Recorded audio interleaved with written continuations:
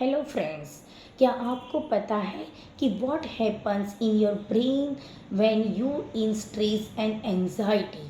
क्योंकि हमारा माइंड में इमोशनल कंट्रोल सेंटर जो होता है जिसे एमिगडाला कहते हैं।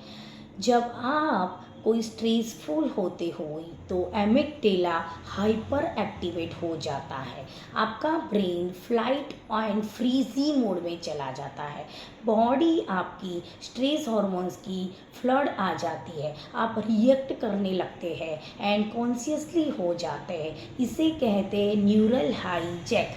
अगर ये पैटर्न बार बार रिपीट होता रहे तो over thinking, brain fog and emotional burnout जैसे इश्यूज होने लगते हैं। बट गुड न्यूज़ ये है कि इसको एमिगडाला को रिवर्स किया जा सकता है, उसकी पैटर्न्स को रिवर्स किया जा सकता है with the help of NLP।